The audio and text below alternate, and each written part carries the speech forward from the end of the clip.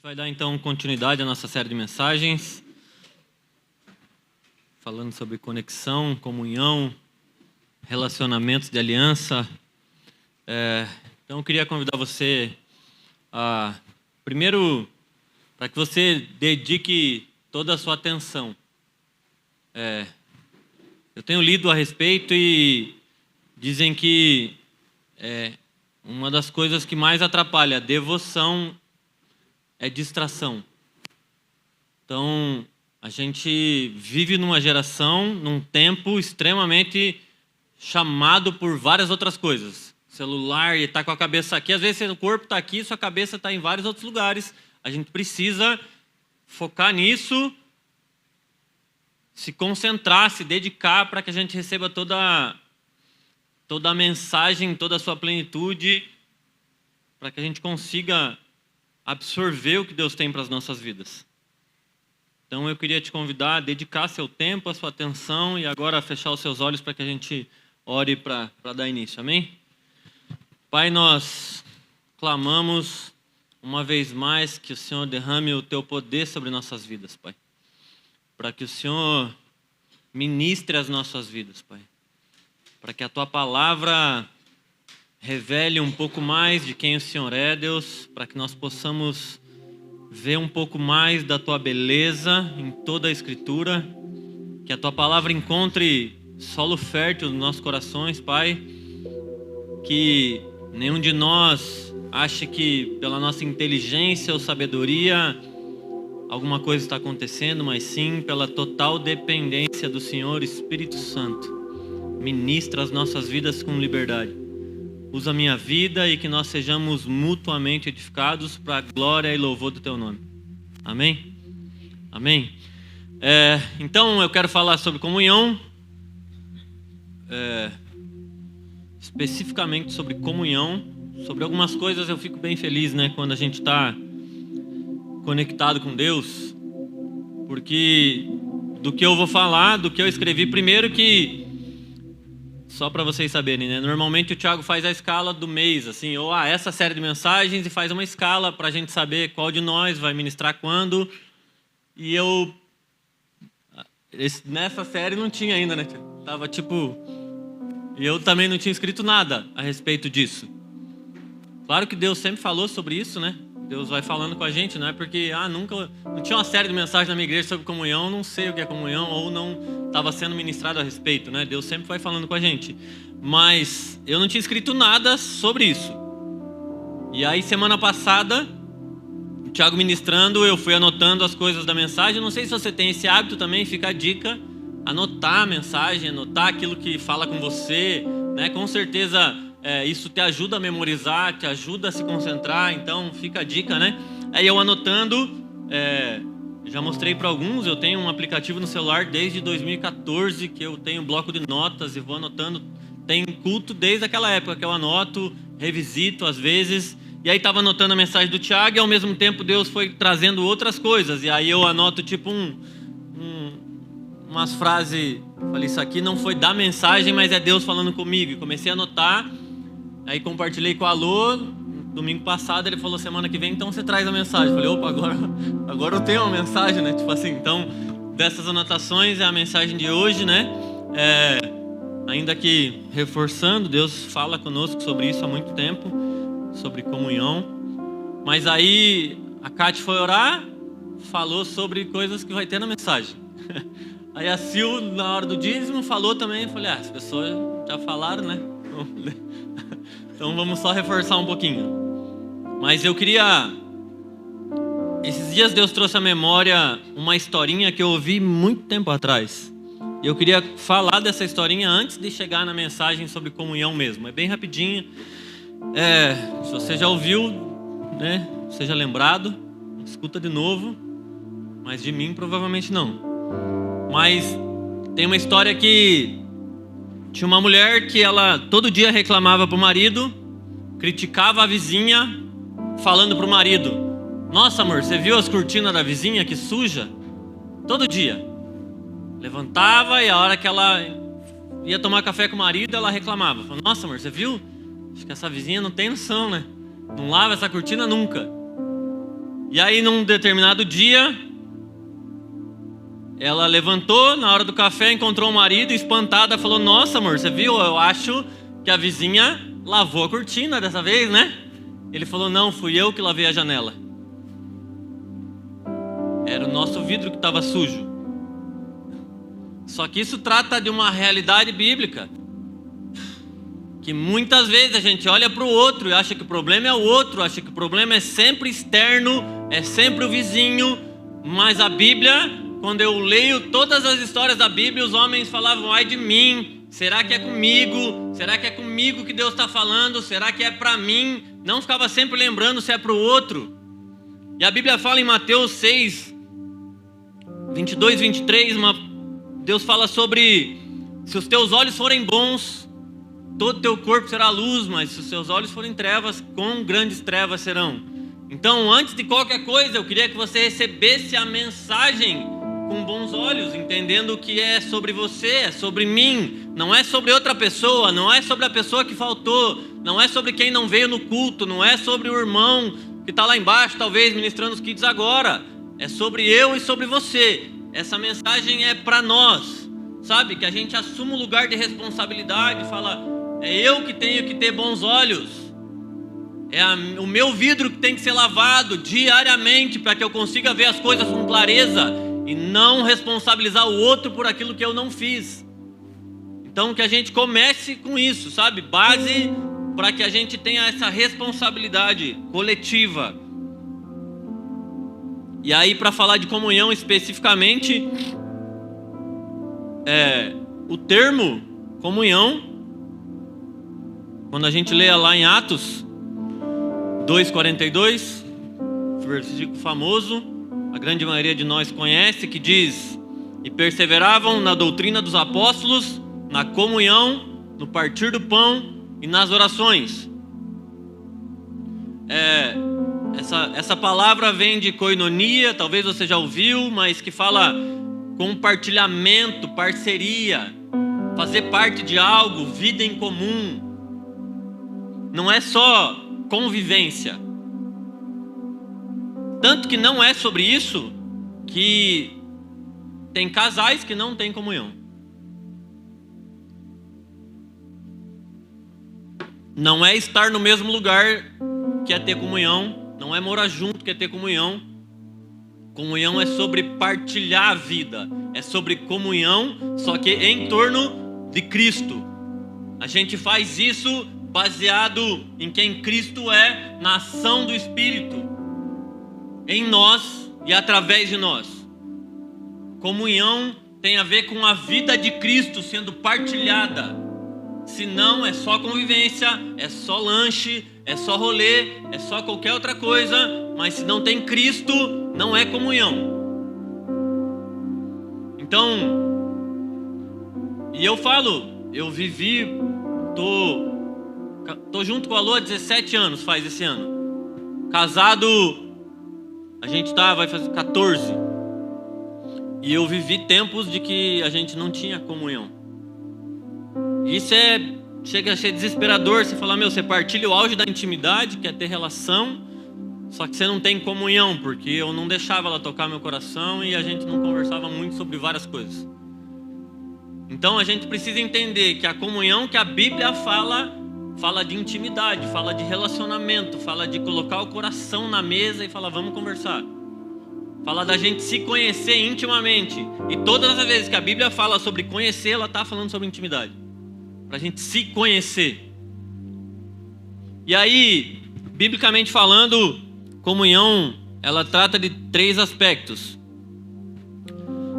Comunhão com Deus, em primeiro lugar. Ter comunhão com Deus não é você chegar diante de Deus, ainda que a gente tente, Ele é soberano, sabe todas as coisas, vê todas as coisas, mas tem a hora que a gente chega com folha de figueira, tentando cobrir a nossa nudez, não tem? E tenta falar o que é agradável para Ele. A gente faz umas orações bonitinhas às vezes, a gente tá com raiva às vezes, e não quer dizer que você pode ficar vomitando toda hora com Deus, achando que é porque Ele é Deus, dá para falar tudo também. A gente tem que ter respeito, né? Tem hora que a Laura chega indignada a falar umas coisas comigo, eu falo: fala direito. Fala direito. Você tem liberdade de chorar, você tem liberdade de ter raiva, mas fala direito. E a gente tem que ter amor e respeito antes de qualquer coisa. Então, a gente tem que ter isso como premissa. Mas a gente precisa lembrar que é isso, intimidade. Eu vou chegar diante de Deus e chegar nu. Essa é a verdade. Chegar pelado diante de Deus, sabendo que Ele te conhece, te criou e te ama assim, ainda que tenha coisas a serem aperfeiçoadas. Quem é que vai no médico com uma ferida e não mostra? Você vai no médico, tá com uma ferida aqui, ó. E aí o cara vai de camisa de manga comprida, não fala nada pro médico, vai resolver alguma coisa? A gente precisa expor as nossas feridas, as nossas dificuldades, expor a nossa vida, comunhão, primeiro com Deus. E aí 1 João 1,3 diz assim, ó: que temos visto e ouvido, isso vos anunciamos, para que também vós tenhais comunhão conosco.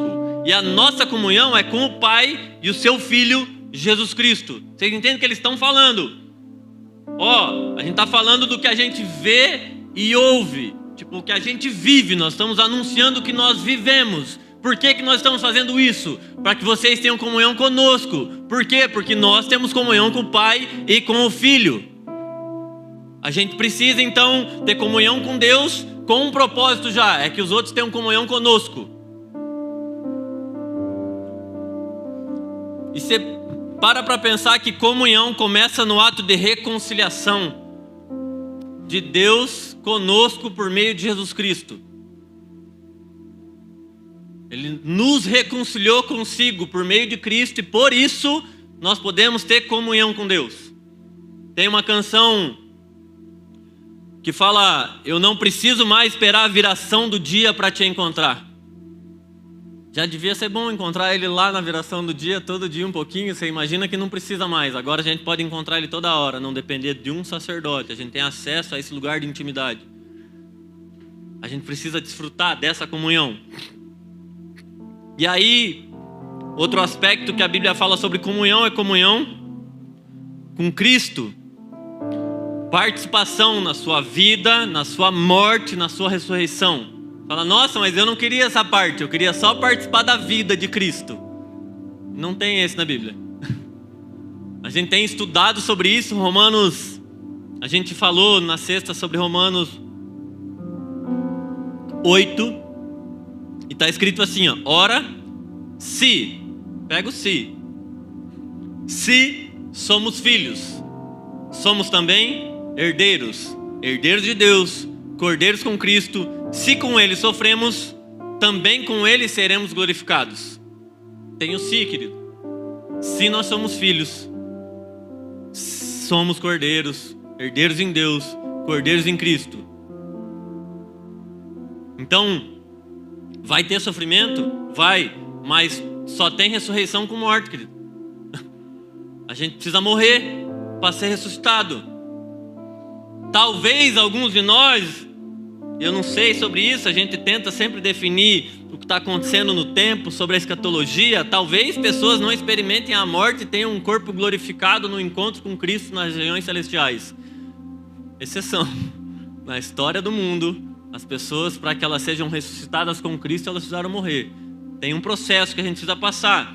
Então é ter comunhão com Ele. Sabe quando a gente fala da ceia, do partir do pão? E eu vou ler sobre isso um pouco depois aqui, mas fala sobre Cristo inteiro. Cristo inteiro. Eu não quero só a parte boa de Cristo, aquilo que eu acho agradável aos meus olhos. É me alimentar de Cristo por inteiro, das suas dores, das suas dificuldades, das afeições. Você já imaginou se hoje Cristo compartilhar as afeições dele contigo? Você acha que vai vir só alegria? Ele tem tristeza nesse momento, porque tem pessoas agora gastando a sua vida em um monte de porcaria, buscando Deus em um monte de outras coisas. Você acha que isso não entristece o Pai? A gente precisa ter comunhão com Cristo para saber o que fere Cristo, o que move Cristo, para que a gente se mova não a partir das nossas boas intenções. Porque eu passei por isso é bom, passei por isso, Deus gerou cura na minha ferida e agora eu posso ser agente de transformação, glória a Deus. Mas tem coisa que eu não passei e tem gente passando, e Cristo compadece Tem compaixão dessas pessoas. Só que a gente acha que a gente precisa só das nossas boas intenções. A gente precisa orar. A gente tem uma sala de oração que a gente quer coletivamente tentar entender o que está acontecendo no céu e reproduzir na terra. A gente quer ver as afeições de Cristo e falar: o que o Senhor está chorando agora? Compartilha comigo, Jesus, para que eu me mova a partir das tuas afeições. E aí uma motivação correta na terra como é no céu. E não o que eu acho que deve ser. Mas para isso, de novo, preciso de comunhão. Comunhão com Cristo. 1 Coríntios 1,9 diz assim: ó, fiel é Deus, pelo qual fostes chamados para a comunhão de seu Filho Jesus Cristo. Nós fomos chamados para a comunhão com Jesus.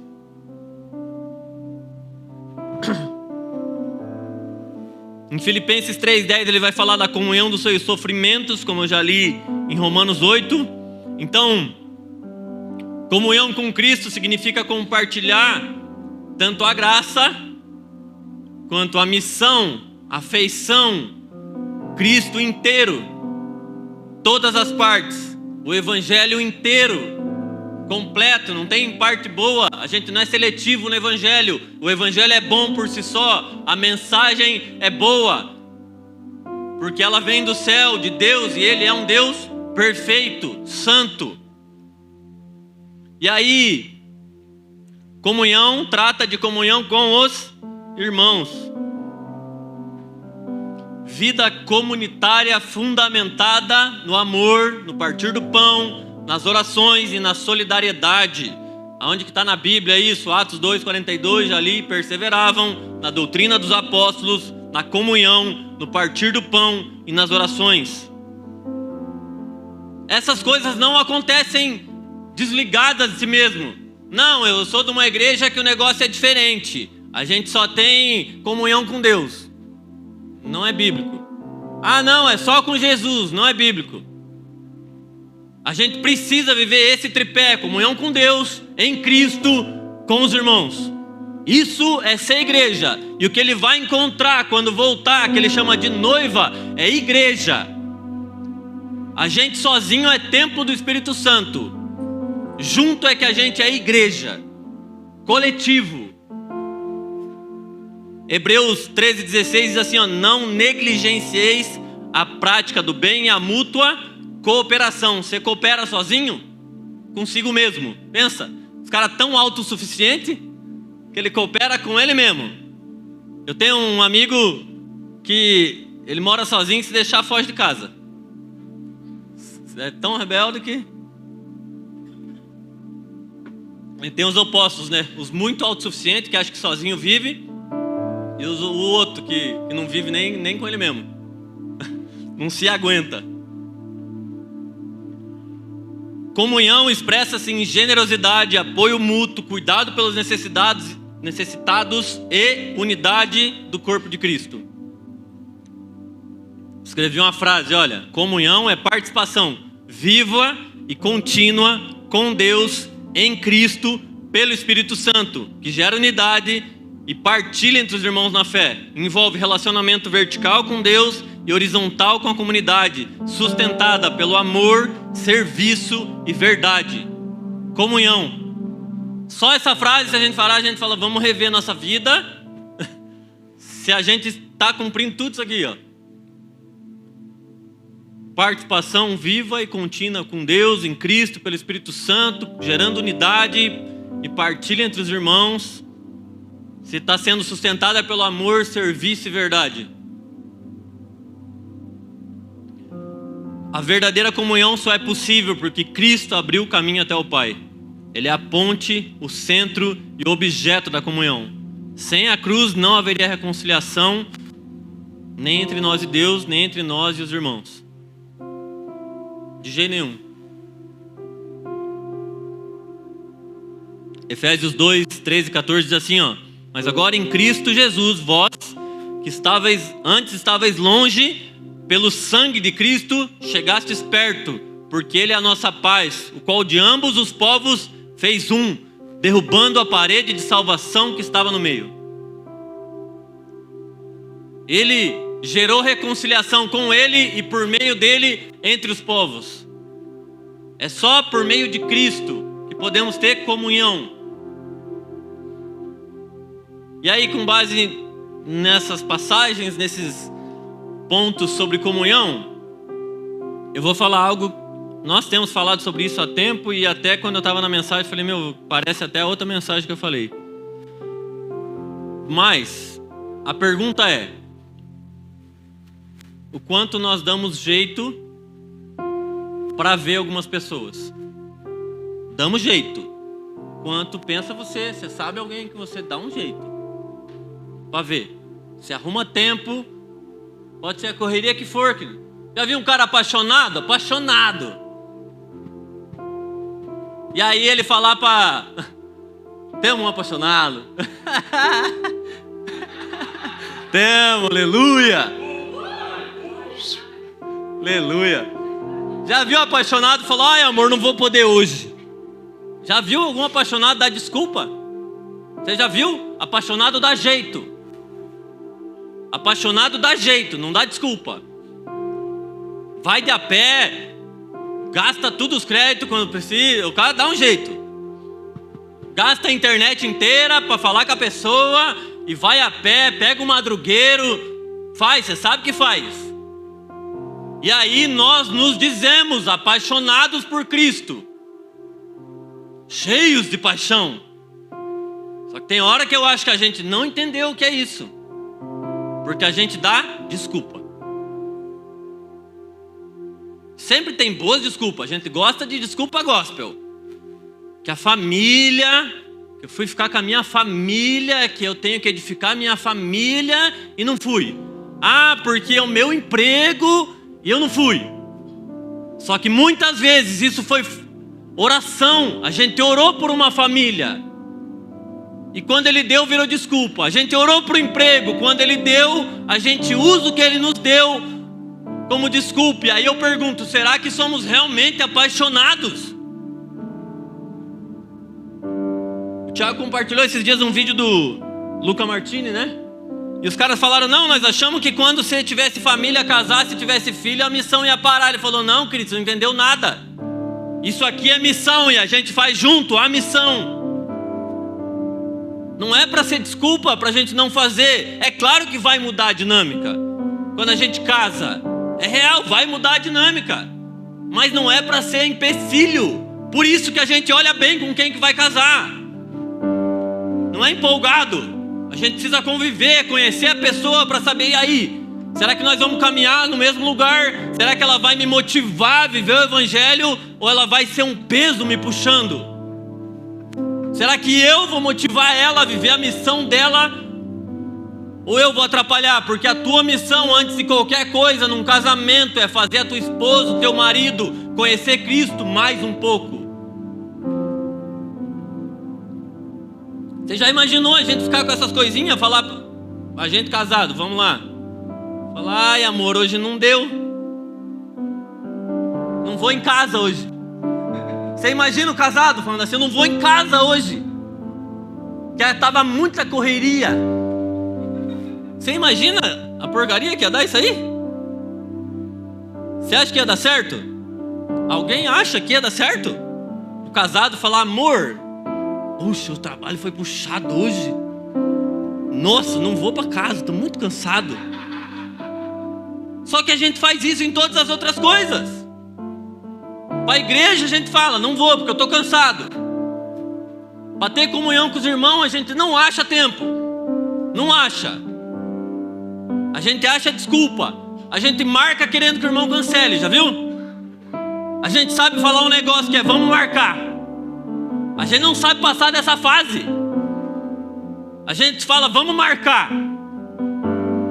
Fica, vamos ver, vou ver. Cara, a gente precisa sair desse lugar. Porque quem não tem Cristo está tendo comunhão. Sabe, as pessoas estão partilhando a vida. Eu conheço gente que não sabe quem é Jesus e partilha a vida. E as dificuldades que a Sil falou que muitas vezes a gente compartilha hoje, sabe, uns dos outros. Essas pessoas eu sei que elas se ajudam. Tem pessoas de outras religiões, de outros grupos sociais, que elas se sustentam, elas se ajudam, elas se suportam, elas dão jeito para estar juntas. E a gente precisa rever os nossos conceitos.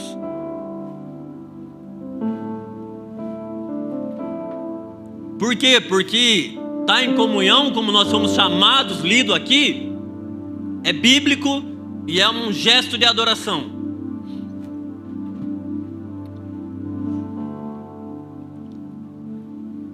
Deixa eu achar um versículo aqui. Achar não, vou abrir, que eu não tinha deixado ele no texto.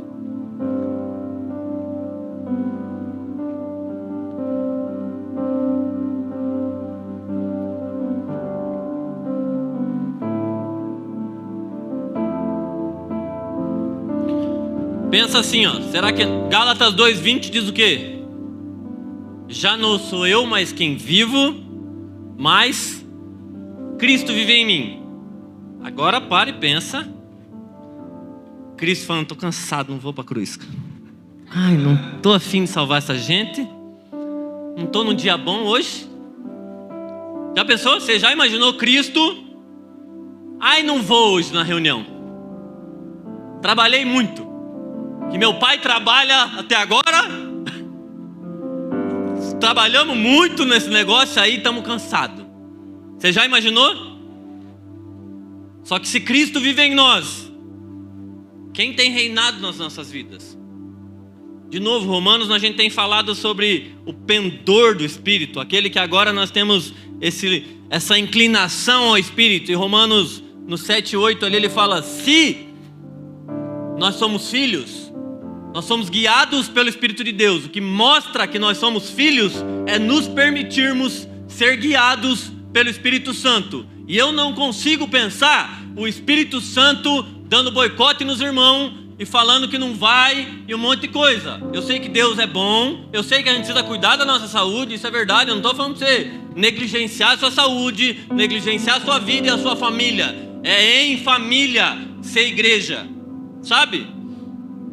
Porque a régua que eu usava para fazer coisa errada, eu tenho que cuidar. Porque eu ia se deixasse descalço debaixo de chuva fazer coisa errada.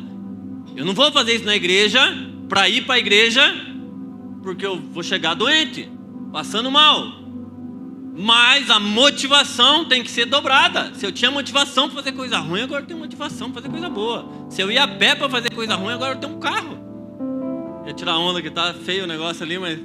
olha, tá fazendo bico o meu carro, só Jesus. Mas tem, né? Mesmo fanho ele anda. Tá fazendo bico.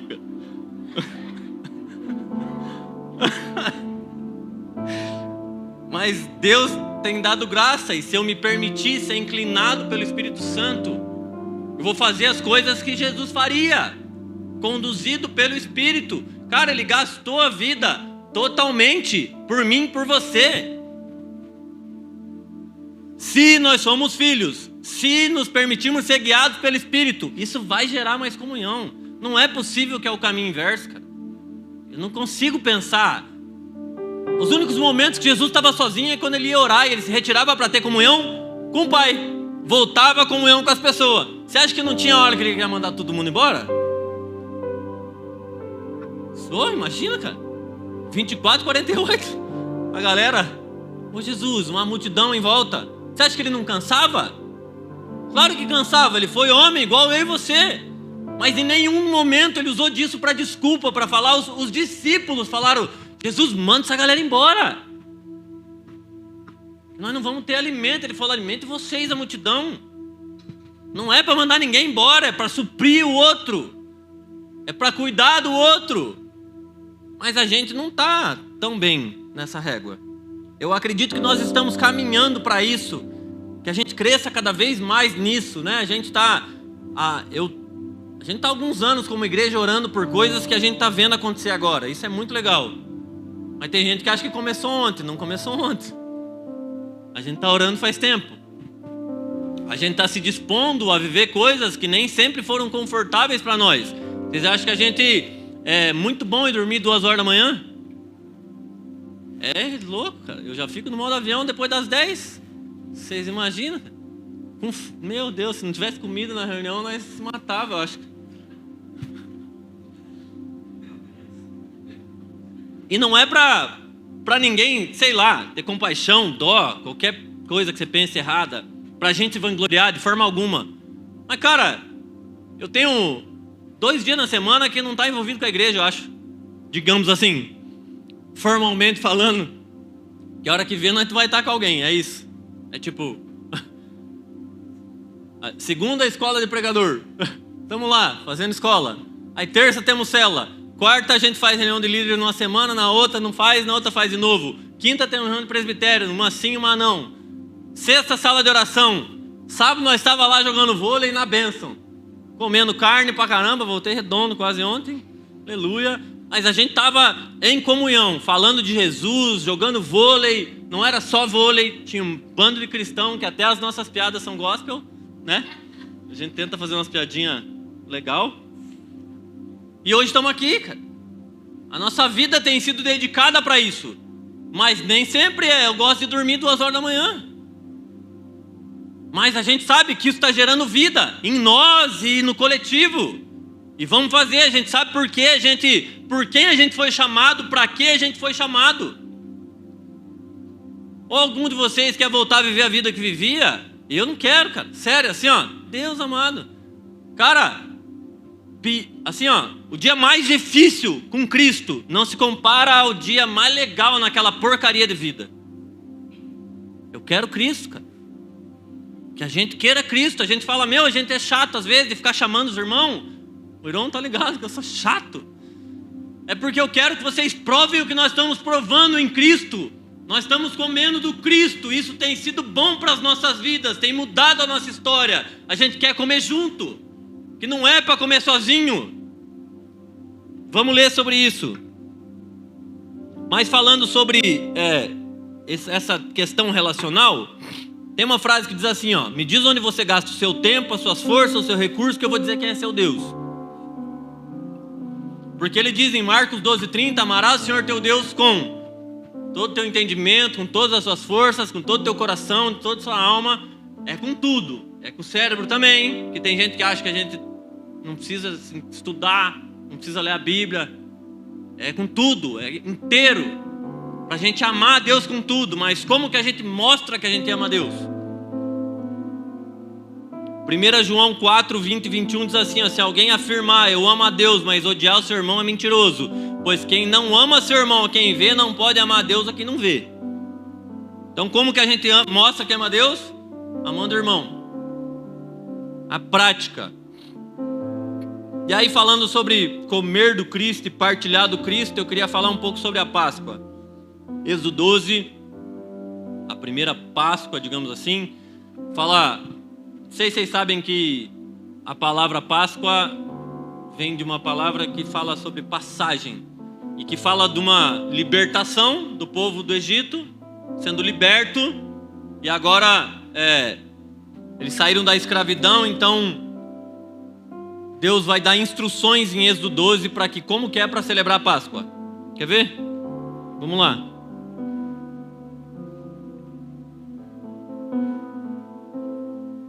Êxodo 12. Disse o Senhor a Moisés e a Arão na terra do Egito: esse mês será o principal dos meses, será o primeiro mês do ano.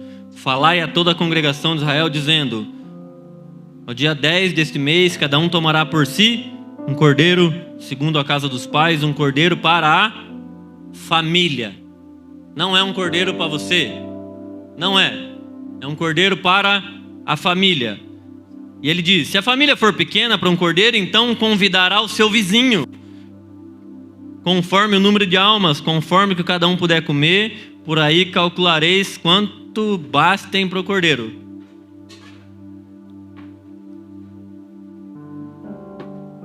O cordeiro será sem defeito, macho de 1 ano, podereis tomar um cordeiro, um cabrito, e o guardareis até o 14º dia desse mês. Todo o ajuntamento da congregação o imolará no crepúsculo da tarde. Tomarão do sangue e o porão em ambas as ombreiras. Vou só até aqui que vocês conhecem a história. Todo mundo conhece? Se não conhece, anote lá em casa, tá? Ele dá instrução, era para comer sozinho. Fala sobre um cordeiro. Vocês sabem que a Páscoa de Êxodo, ela é um prenúncio da Páscoa de Cristo. Uma passagem da escravidão para a liberdade. Um sangue marcado no umbral das portas, que o anjo da morte daí não passaria, por causa daquele sangue, por causa do sangue do cordeiro, para comer em família.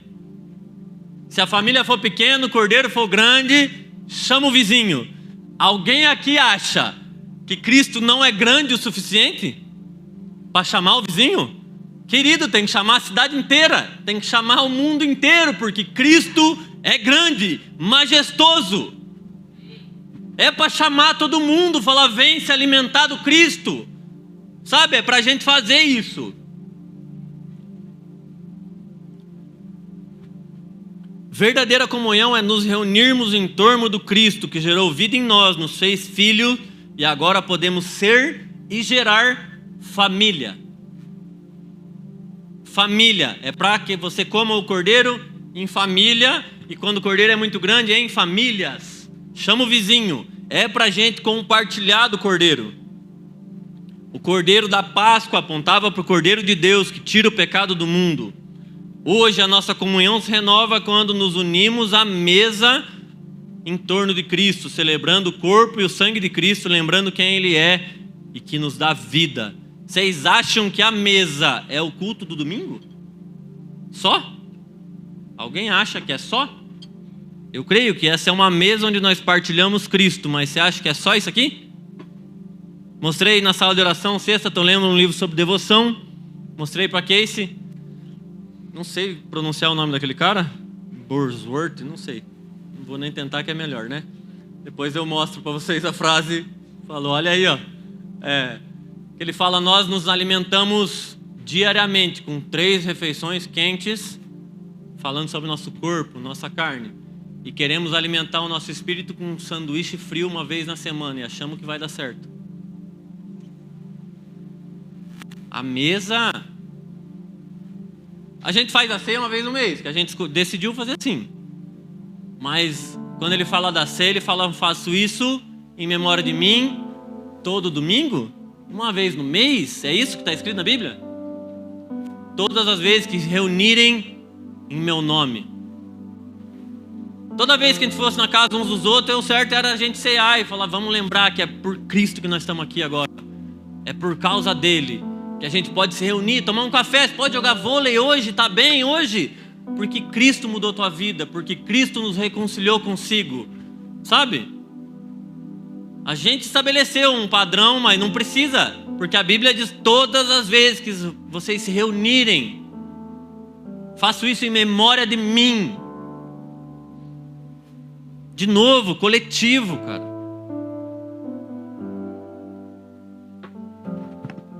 E de novo, falando sobre coletivo, desde Gênesis, apesar de eu falar da palavra comunhão, vinha ali em Atos, Novo Testamento, Deus é plena comunhão. Primeiro, denso no computador, peraí.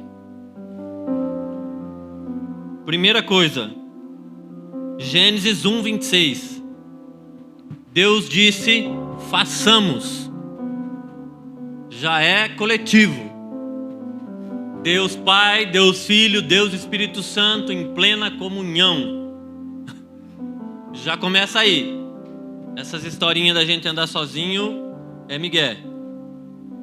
Você igreja sozinho, não vai. Deus fez o homem um ser relacional. Gênesis 2:18. Então o Senhor declarou, não é bom que o homem esteja só. Farei para ele alguém que o auxilie e lhe corresponda. E aí fez a mulher na sequência. Da sua costela. E no 24 diz assim, ó. Por essa razão, o homem deixará o pai e mãe e se unirá à sua mulher. E eles se tornarão uma só carne. Entendam, o auge da maturidade do cristão é ser família. Ser pai, porque a gente é filho, pensa biologicamente falando. O auge do desenvolvimento biológico de uma criança é quando ela tem o corpo agora desenvolvido, parou de crescer e ela pode gerar outra vida. Isso, mulher e, claro, o homem. Só que gerar outra vida por si só, você acha que resolveu? Um dia eu ouvi uma frase desse irmão que eu olho aqui agora, que eu sei que ele não pensa mais assim, glória a Deus. Mas um dia o abençoado me disse assim: piá que faz piá não é mais piá. Eu falei, mentira. E hoje a gente sabe que é mentira, né? Que não é o ato de você simplesmente gerar outra vida sem responsabilidade nenhuma, é ser pai. Mas o auge do desenvolvimento humano é gerar outra vida. O auge da maturidade cristã é alguém que foi adotado como filho e agora pode gerar outros filhos para Deus. E aí de novo, família. Família. Só que tudo isso está baseado numa identidade. Que a gente é o quê? Filho. O versículo que eu mais falo, eu acho, é João 1,12. Todos aqueles que creram e o receberam, deu-lhes o poder de serem chamados filhos de Deus. Isso é poder. Ele não colocou, deu-lhes o privilégio, deu-lhes a graça, deu-lhes qualquer outra palavra. A palavra que João disse é: deu-lhes o poder de serem chamados filho. E filho, quando cresce, vira pai. A gente precisa crescer a imagem do varão perfeito que é Cristo e gerar vida nas outras pessoas. Não é sozinho. Família não é uma coisa individual, egoísta. Família é coletivo. A gente precisa ser família. A gente precisa aprender a ser família enquanto igreja. Senão a gente se chama de irmão de bonitinho só. A gente precisa crescer nisso, aprender a ser mais isso. Pensa, a questão é tão base de ser filho, que a primeira pessoa na história da humanidade a chamar Deus de Pai foi Jesus. E Jesus veio para mostrar o Pai, não fala? Quem vê a mim, vê o Pai. E ele falou, quando vocês forem falar com ele, falem Pai Nosso. Mateus 6. Mais do que Pai, ele falou, é nosso, não é meu. É nosso, é coletivo, de novo. É coletivo. Nosso Pai. E aí, a Lu tá grávida, mas a gente já tinha isso desde antes da Laura. Eu falava muito sobre isso, isso me fascina muito. Uma criança, uma das primeiras coisas que a criança reconhece quando nasce é a voz do pai. Porque o olhinho dela ainda não enxerga direito e ela nasce e ela reconhece a voz. E Jesus disse em João 10, 27, minhas ovelhas conhecerão minha voz. E aí ele veio mostrar o Pai para que a gente reconheça a voz do Pai que nos gerou nele antes da criação do mundo. Para a gente lembrar, nós somos filhos, cheio de irmão, é para ter um monte de irmão, não é para você ser filho único. Que ele que era unigênito virou primogênito, para a gente ser uma família de muitos irmãos, não para caminhar sozinho.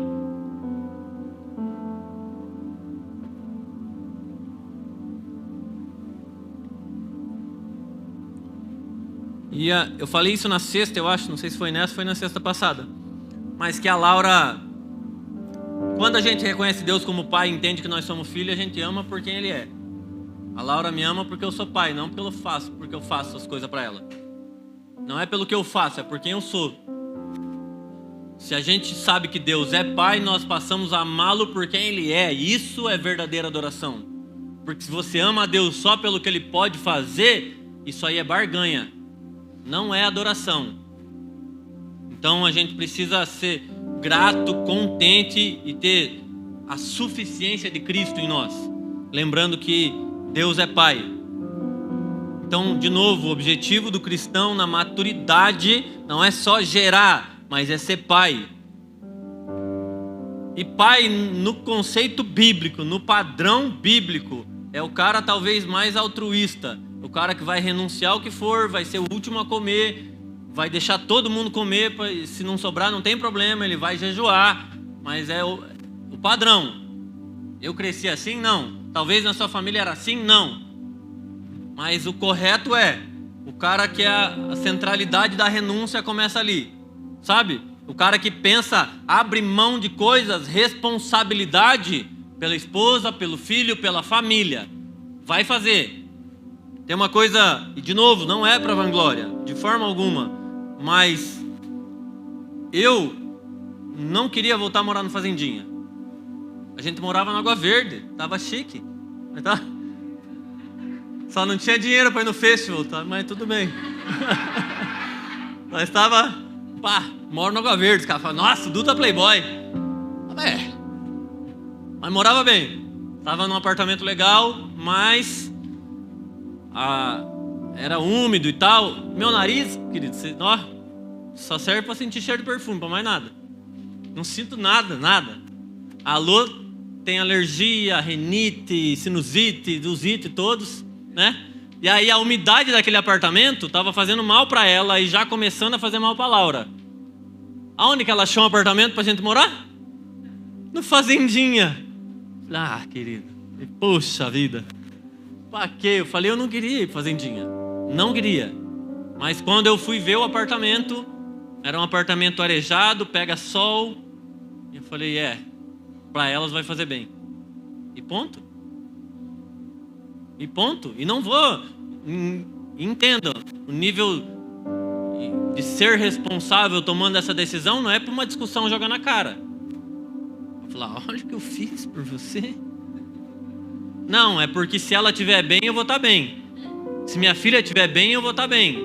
Então, se a gente entende que se nossa família estiver bem, nós vamos estar bem, porque a Bíblia fala que a igreja é um corpo e que se uma parte do corpo padece, todo o corpo padece, a gente vai trabalhar por unidade do corpo, para que todo o corpo esteja bem, ainda que sejam coisas que eu não sinto. Eu falo, ela entra num lugar, se ela sentir cheiro de mofo, já era, na hora. Eu respiro mofo, não sinto nada. Falo, cara, não sinto nada. Eu não sinto, mas se alguém sente, eu me coloco no lugar de responsabilidade, pensando no coletivo. Responsabilidade, maturidade. E não cresci numa família assim. Meu avô era um cara maravilhoso, assim, ó. Mas meu pai não era essa referência. Até hoje não é, na verdade. Mas Cristo é a minha referência. Com todas as ausências que eu tive com o meu pai biológico, né? Eu encontrei toda a plenitude em Cristo. Ele falou, a partir daqui mudou. Eu não tenho desculpa para ser pai ruim para Laura. A partir daqui, as coisas vão ser conforme o reino de Deus e não conforme o padrão dessa terra. É um lugar de reconciliação. Mas a gente precisa ser família, ter maturidade, sabe?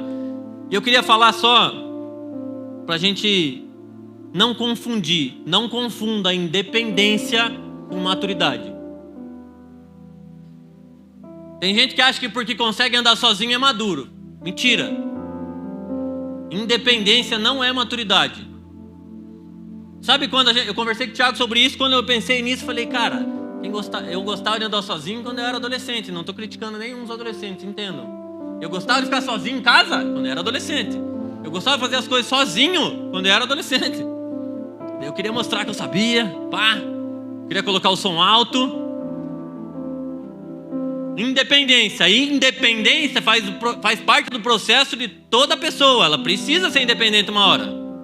Precisa saber sobreviver, saber fazer uma comida, um arroz, né? Fritar um ovo. Ela precisa saber fazer isso. Ainda que ela aprenda a fazer isso sozinha. Isso é para o dia que for família. Sabe? Então não confunda independência com maturidade. Você fala, não, agora eu sei um monte de coisa da Bíblia, eu vou andar sozinho, porque eu sei, porque eu consigo, porque eu isso, eu aquilo. Isso não é maturidade. E a ideia é que a gente chegue, todo mundo, à maturidade do varão perfeito que é Cristo. E de novo, nosso modelo foi alguém individualista? Cristo foi egoísta? Alguém acha que os únicos momentos que Cristo ficava sozinho era para ter comunhão com o Pai?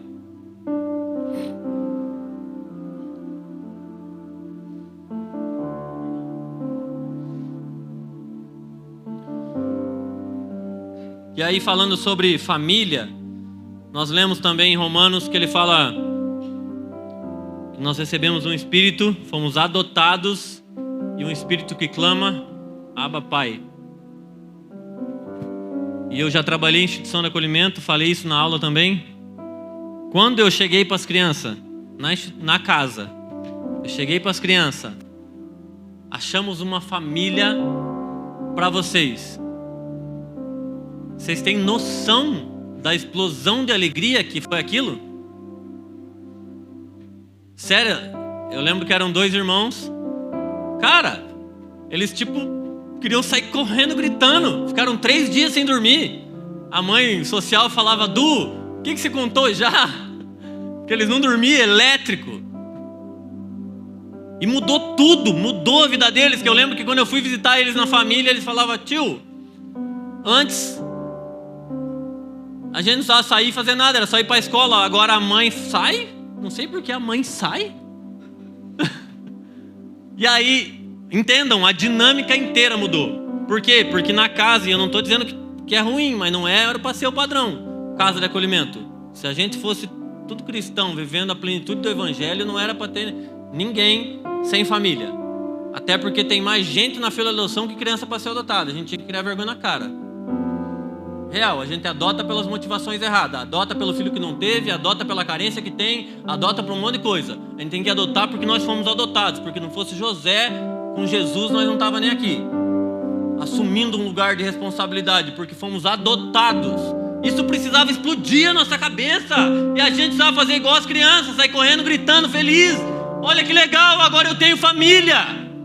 Olha que legal. Pensa que eles, na instituição de acolhimento, vinha comida, os presentes vinham, aparecia roupa no armário, brinquedo aparecia de doação. Eles não iam no mercado junto com a família, essa coisa de ser família simples. O menino ficou espantado, que ele falava, nossa, agora eu escolho minhas roupas. Nossa, agora eu saio com a mãe junto. Porque a mãe social trabalhava de mãe. Agora a mãe sai para trabalhar. Ele falava, como assim? Mudou a história daquela criança. Cara, se não foi isso que aconteceu na tua vida, eu não sei que Cristo que você encontrou. Porque a minha história, ele mudou inteiramente, totalmente. Mudou a dinâmica, o jeito de viver, tudo mudou. Porque eu fui adotado como filho. Só que você acha que é para nós ser adotado e falar, ai, não quero que chame mais criança nenhuma, que é só eu na casa, vou dominar nesse negócio. Não, agora é pra gente fazer, traz mais irmão. Eu quero que eles compartilhem dessa alegria que eu estou sentindo. Eu quero que outras crianças entendam essa alegria. Sabe? Experimentem desse cordeiro que a gente está provando. Que todo mundo possa provar desse cordeiro. É para chamar o vizinho e falar, você não sabe que você é filho? Vem que por meio de Jesus você pode ser filho. É para chamar todo mundo para a mesa. Porque não é um lugar para você, é um lugar para nós. O Thiago falou semana passada, não cabe a nós selecionar quem que vai vir para essa família.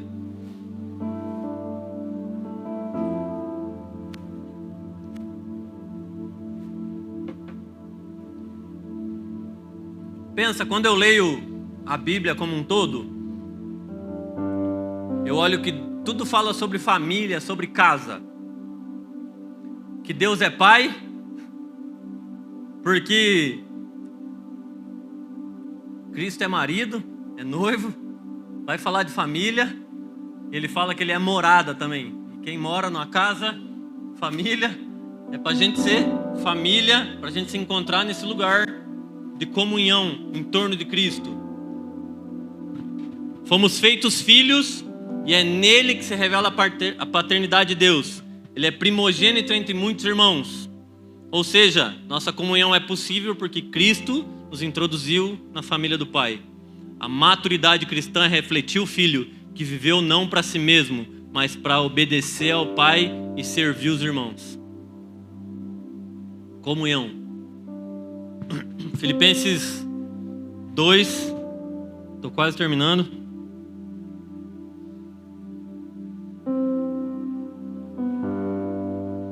Diz assim, tende em vós o mesmo sentimento que houve também em Cristo Jesus, pois ele, subsistindo em forma de Deus, não julgou como usurpação ser igual a Deus. Antes, a si mesmo se esvaziou, assumindo a forma de servo, tornando-se em semelhança de homens e reconhecido em figura humana. A si mesmo se humilhou, tornando-se obediente até a morte e morte de cruz. Pelo que também Deus o exaltou sobremaneira e lhe deu o nome que está acima de todo nome, para que o nome de Jesus se dobre todo joelho no céu, na terra e debaixo da terra, e toda língua confesse que Jesus é o Senhor, para a glória de Deus Pai. Esse é o nosso modelo. O cara que viveu pelos outros, que se entregou por mim e por você. Não dá para a gente viver um cristianismo egoísta, porque não entra essas duas palavras na mesma frase. Cristianismo e egoísmo não dá. Cristianismo e individualismo não dá. Individualidade é uma característica, você saber quem você é em Deus, sua personalidade, as suas características, mas não é para andar sozinho. A gente precisa ser uma grande família. A galera sabe que eu tenho uma angústia com a música, mas eu quero fazer igual minha mãe dizia: canta até que seja verdade. Cante até que seja verdade. Cante até que seja verdade. Faça da sua música uma oração e que ela se torne uma verdade. Nós vamos gastar a vida para que a gente viva essa verdade como igreja. E a Sil compartilhou aqui, a gente está vivendo. De novo, esses dias eu brinquei, falei, metade do meu guarda-roupa eles me deram. Falei para a Lu, estava sem calça. Meu, ganhei tanta calça deles. Sempre lembro de mim. Porque sabem, a gente conhece o coração uns dos outros. Sabe, eu tenho amigos nessa igreja mais chegados que irmãos. É pra gente desenvolver essa verdade cada dia mais. Cada dia mais, pessoas que conhecem minha filha, o jeitinho dela, cuidam com detalhes que eu falo, cara, você tratar bem minha filha, ganhou nosso coração, sabe? Tipo, Deus conecta as nossas vidas, mas eu sei que muitos de nós passaram por muita ferida, muita dificuldade, muito problema na família, que devia ser o seio de segurança, e nós fomos feridos, rejeitados, um monte de problema. E aí a gente chega aqui e ouve quem que é família, parece que já arrepia, né?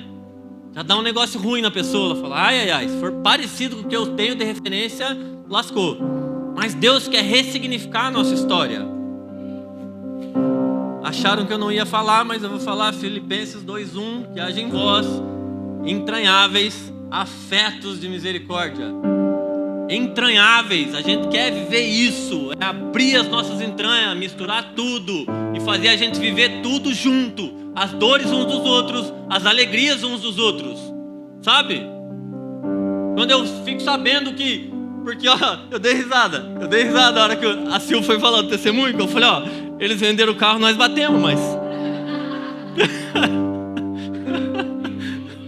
em tudo, Romanos 8:28 diz que todas as coisas cooperam para o bem daqueles que amam a Deus. Mas eu me alegrei demais com eles. Fala, que massa, glória a Deus. Vou ficar birrento, sabe? Deus, eu bater no carro, eles... Não, querido, é se alegrar com os que se alegram. Porque tem hora que a gente vai chorar com os que choram, sabe? Mas a gente tem que se permitir estar nesse lugar. Quando Paulo falou sobre isso, Paulo fala sobre 4 aspectos de amizade. Filipenses 2:1 diz assim, se há alguma consolação em Cristo, algum conforto de amor, alguma comunhão de espírito, entranháveis afetos e compaixões. Ele fala sobre consolação, que trata de a gente consolar uns aos outros, cuidar uns dos outros. Ele trata de conforto de amor, comunhão do espírito e afetos e compaixões. Tudo isso é para ter na gente como igreja. Consolo, conforto, comunhão, entranháveis afetos. E ele fala, se tiver alguma dessas coisas, valeu. É tipo isso. Eu espero que haja entranháveis, vocês puderem me dar alguma coisa, digamos assim, Paulo falando, entranháveis afetos, consolação, conforto em amor. E ele longe, sozinho. Só estava sozinho que estava na cadeia. Eu imagino ele já fazendo uns mutim gospel lá. Uma galera já. Você pensa o bando de gente que Paulo não cuidou na cadeia? Você é louco. Fez uma igreja na cadeia. É bom que os caras não podem ir embora no meio do culto, né?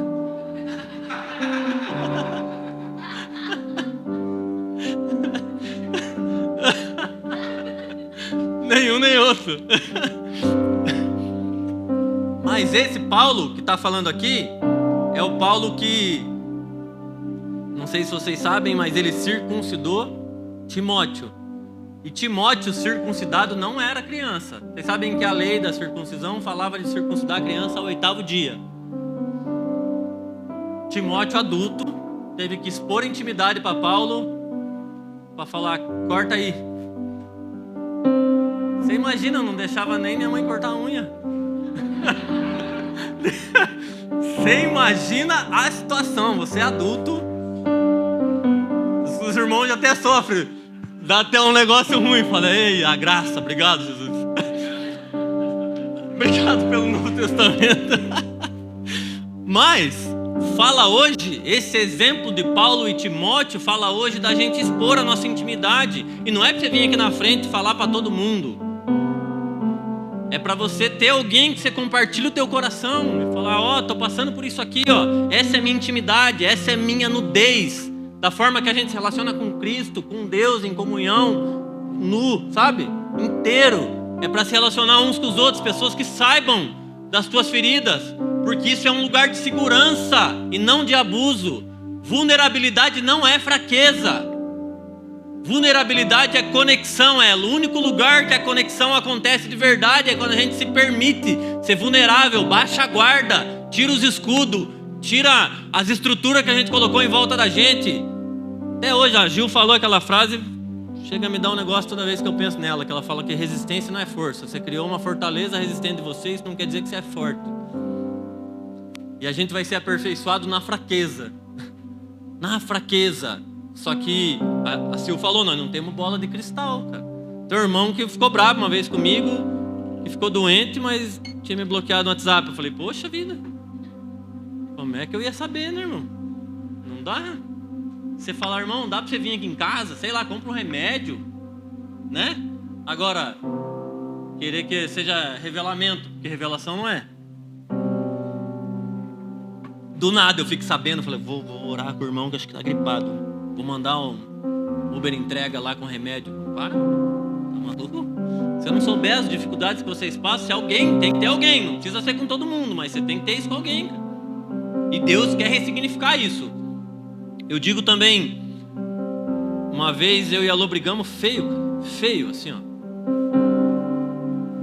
E Deus tem ressignificado isso, assim, ó.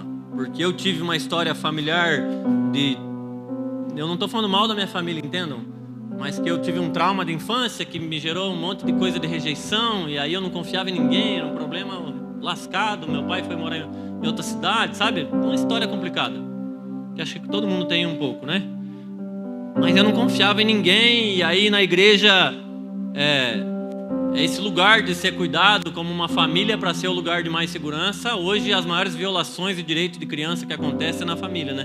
A gente precisa mudar essa história. A gente precisa mudar essa história, sendo igreja. Mas eu fui também ferido em alguns lugares, como igreja. E aí quando a gente brigou, tava eu mandando mensagem pro Thiago, ela mandando mensagem com a Gil. Já foi outra história que em outro momento eu não ia estar fazendo isso de jeito nenhum. Vocês não estão ligados? Não ia de jeito nenhum. E aí, quando a gente chegou na reunião do presbitério, nós fomos extremamente acolhidos. De um jeito que eu fiquei constrangido, assim, ó. Porque em outro momento eu seria tratado de outra forma. Eu sei, não por eles, mas o jeito que Deus está usando a vida deles está mudando isso dentro de mim, sabe? De confiar nas pessoas e falar, tem como, dá para expor. A gente tem um grupo hoje, além do grupo do presbitério, tem um grupo com o Thiago e com o Ju, por exemplo. Para falar, estamos para o perrengue, o negócio aqui está embaçado para ter para quem correr, sabe? E tem grupo com o Dick, tem um grupo com os irmãos, a gente tá aí, tendo grupo para se ajudar, cara. Não é enfeite, pelo amor de Deus, cara. É pra gente se ajudar, cara. Só que a gente precisa desenvolver isso no processo, né? E caminhando e aperfeiçoando isso, não precisa meter a mão no coração do outro e falar, não é para apertar, sabe? A gente acha que a ferida do outro você trata apertando. Não, vai com cuidado. Trata o outro do jeito que você queria ser tratado, com cuidado, do jeito que Jesus trataria, com cuidado, com zelo. Mas, Salmo 133 diz assim, a Sil falou do Salmo. Como é bom e agradável que os irmãos vivam em união. É como óleo precioso derramado sobre a cabeça, que desce pela barba, a barba de Arão, até a gola de suas vestes. É como o orvalho de Hermon, que desce sobre os montes de Sião. Ali o Senhor concede a bênção e a vida para sempre. É na comunhão, é no coletivo. Ele está falando, quando vocês encontram, isso me alegra. Eu derramo unção, e essa unção despedaça o jugo, essa unção cura, essa unção traz renovo. Essa unção vem no coletivo, ainda que no coletivo talvez nós tenhamos sido machucados. É no coletivo que Deus vai gerar cura. É no coletivo, querido. E eu não estou desprezando de forma alguma o que Deus faz no secreto, porque eu sei que Ele faz muita coisa. Mas o secreto é para reverberar aqui, ó, no coletivo. Jó 5,18 fala, Jó fala, Ele fez as feridas, mas Ele mesmo as sara. Tipo, eu recebo de Deus o que vier, lembra? O que vier. Oséias também, ele fala que Ele fez as feridas e Ele mesmo as sara. Ele fala, assim como um médico, eu anotei aqui, assim como um médico pode cortar algo ruim para retirar o mal e depois suturar, Deus trata as nossas vidas e permite situações para que nós sejamos plenamente sarados. Plenamente sarados. Luiz Hermínio fala que a gente deve ser soldado de cicatrizes. A cicatriz lembra do processo que eu passei, lembra a dor que eu senti, mas não dói mais.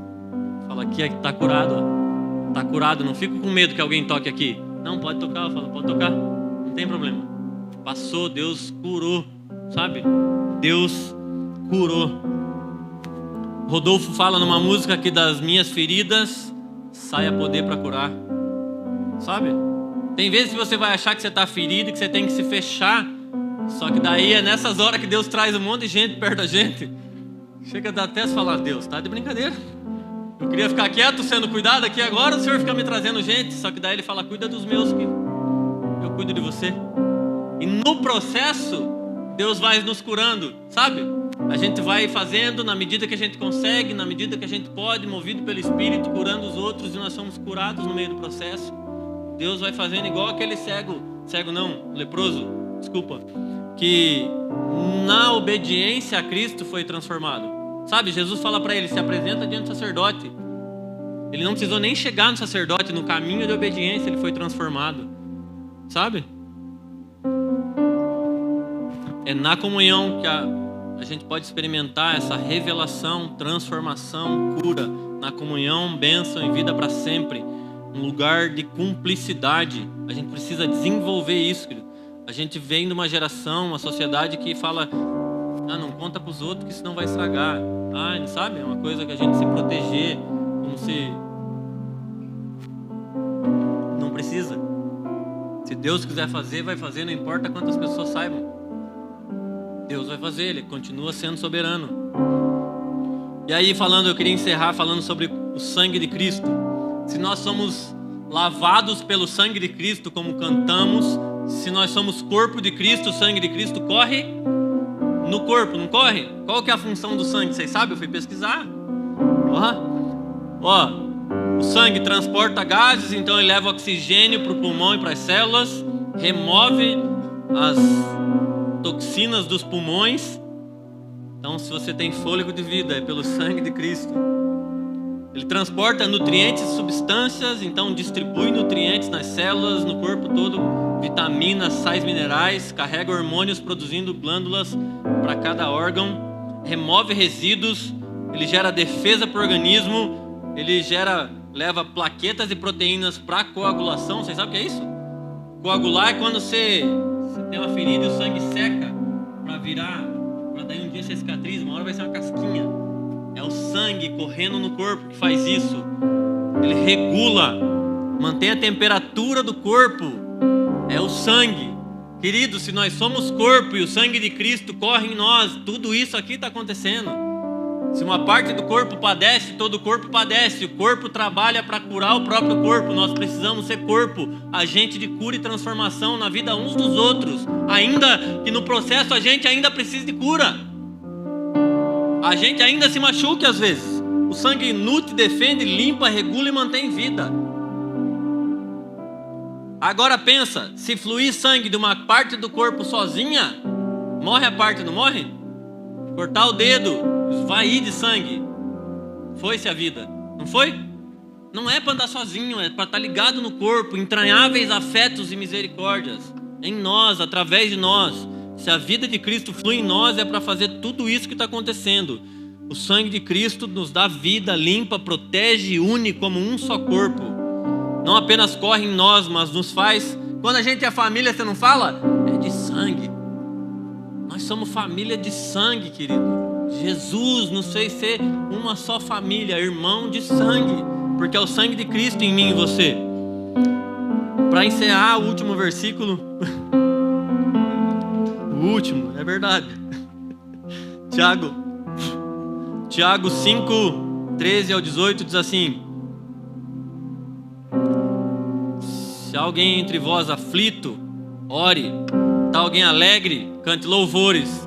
Tem alguém doente, chame os presbíteros da igreja, e esses façam oração sobre ele, ungindo-o com óleo em nome do Senhor. A oração da fé salvará o doente, e o Senhor o restabelecerá. E se tiver cometido pecados, ser-lhe-ão perdoados. Confessai os vossos pecados uns aos outros, e orai uns pelos outros para serdes curados. Muito pode a súplica fervorosa de um justo. Elias era um homem de natureza semelhante à nossa. Pediu com fervor que não chovesse, e não choveu sobre a terra durante 3 anos e 6 meses. Tornou a pedir, e o céu deu chuva, e a terra produziu o seu fruto. A oração do justo pode muito seus efeitos. Confessai os vossos pecados uns aos outros, orem uns pelos outros para que haja cura. Cara, a gente precisa aprender a fazer isso. Aprender a encontrar esse lugar, que é um lugar de segurança. Não importa, e não estou desprezando, entendam? É falar o que aconteceu com você.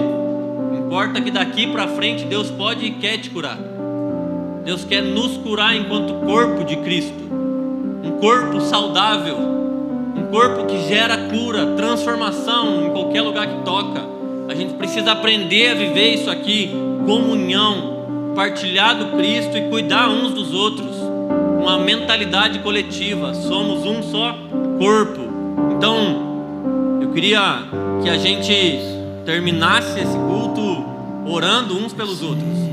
Saber que se de alguma forma você foi ferido, você tem alguma ferida, e não é para ser motivo de vergonha, a gente está falando do lugar de expor a vulnerabilidade.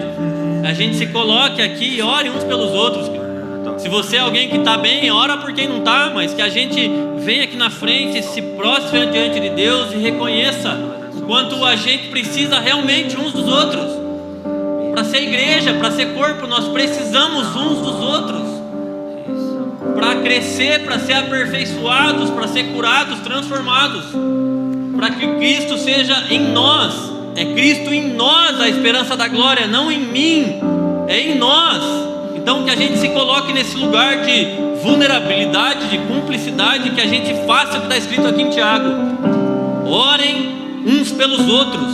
Se tiver alguém doente, o Senhor o restabelecerá. Se tiver cometido pecado, ser-lhe-ão perdoados. Orai uns pelos outros, confessai os vossos pecados uns pelos outros. Muito pode a súplica de um justo. Nós somos justificados, por isso somos justos. É pelo sangue de Cristo, de novo, por meio desse sangue que a gente foi justificado. E pode colocar a mão em alguém e falar: eu abençoo a sua vida, Deus cura esse irmão, em nome de Jesus. E assim bem ajustado, totalmente